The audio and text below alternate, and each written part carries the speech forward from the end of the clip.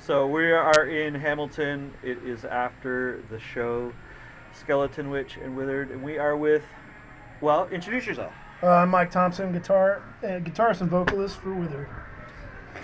And thanks for coming to Canada. Oh, you're welcome.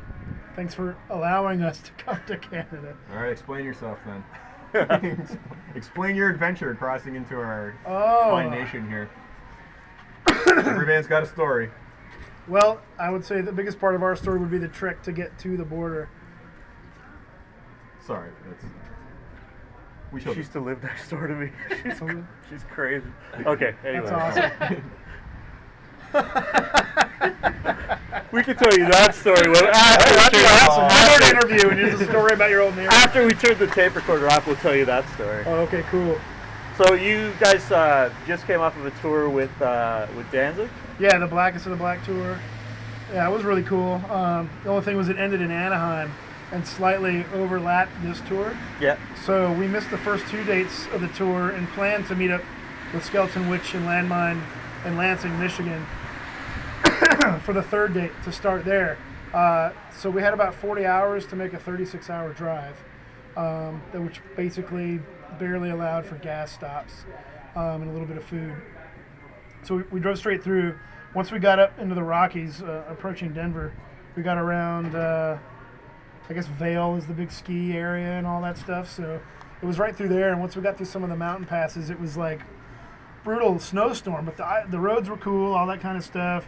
So we were just like driving through snow. It sucked, but whatever. And then next thing we know, there's ice and everything all over the road. And we're trekking through.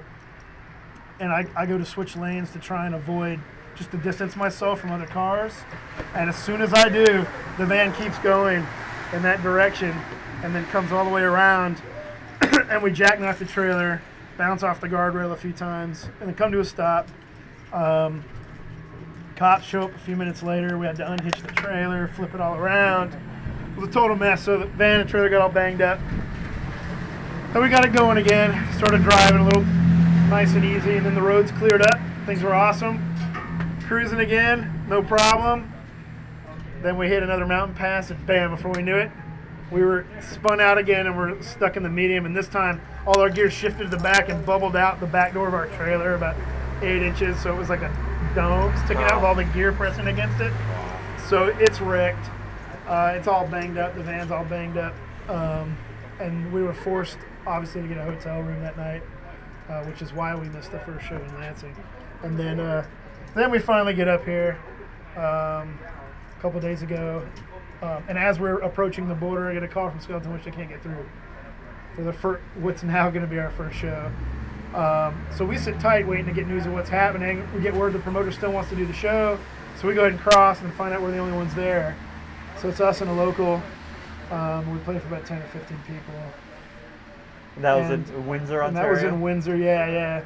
So that's how we ended our interesting trek across the North America. I'm thinking as a southern band, you probably don't tour too much in the snow. We've done some stuff in the snow, and I've got a fair amount of experience snow driving. I'm pretty big into 4x4s and stuff at home. Okay. So whenever we do get snow and ice, I'm all about it. I'm fearless when it comes to that stuff.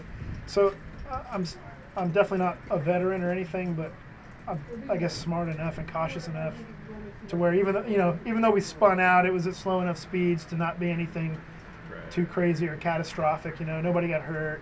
So I made sure that'd be the case. Just it's gonna cost me a couple grand to fix the van when we get back. That's about it. Right. So luckily, my girlfriend works at a body shop, so I got to hook up. Oh, nice. Oh, yeah. How does it compare when you're opening for Danzig on I'm assuming a mid-sized theater tour? Yep. Versus, like what you're used to, basically. Well, I mean, I don't know. We pretty much take anything in stride. We very much go with the flow when it comes to that kind of stuff. We're grateful for any opportunity, but I don't know. It's a strange thing. It's definitely a different ball game. On one hand, it was really awesome to do those shows at those large theaters. I mean, they're amazing, and I love having space on stage and everything, and the crowds are fantastic. but you're still 15 feet away from the nearest fan, you know, so you're a little bit detached, you know, so you have to try really hard to present yourself on a much larger scale and project even farther out into the audience and into the venue and try to reach people. Whereas, you know, coming back to doing something like this, like regular bar and club tour, it's so much more comfortable. You know, like you know, you're always looking for bigger and better. But once we got back and played a decent bar show last night, I was like, fuck yeah, man, we were just stoked. It's just really comfortable, laid back.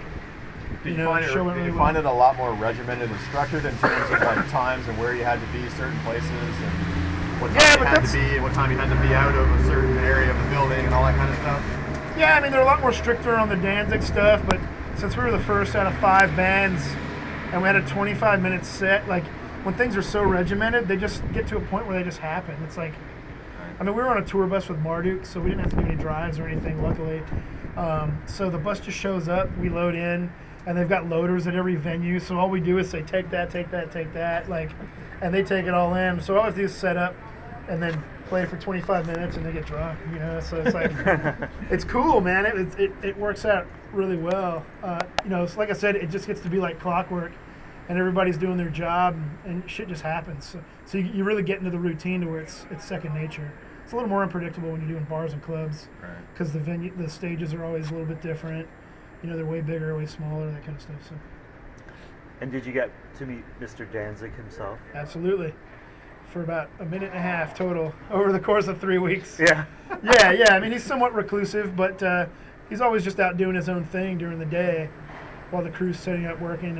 You know, he pops in for sound check.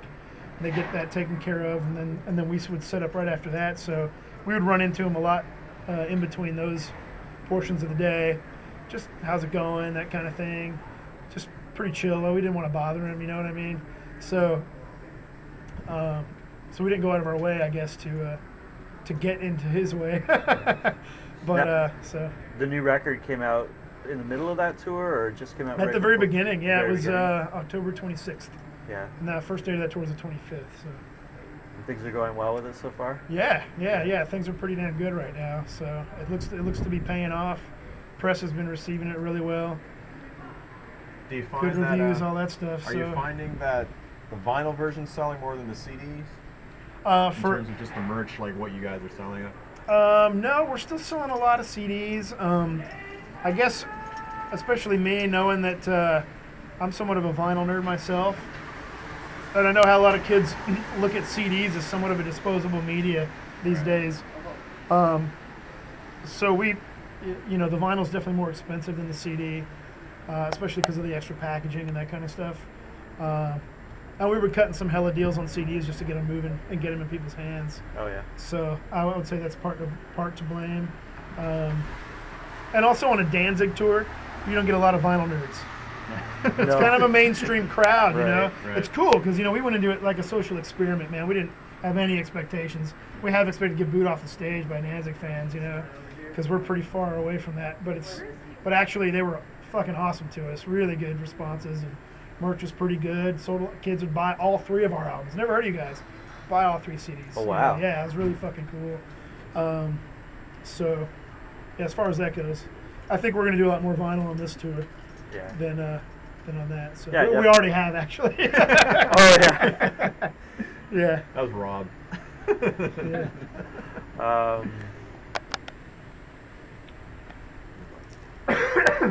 One minute left. So what are the plans after this tour? We're gonna regroup, get the van fixed, and then we're shooting to do another North American thing in late March, early April is the time frame we're looking for. We're looking around right now to see what's happening. We don't have anything concrete, but we'll do something then. Hopefully something middle of the road from what we just did and what we're doing now. Right. You know, another good support slot. Cool. Kind of punch it through, and then hopefully Europe in late spring, early summer. Well, thanks for coming to Canada, and hopefully we'll have you back here next year. Definitely. Cool. All right. Awesome. Great. Cool. Thanks. How much Time.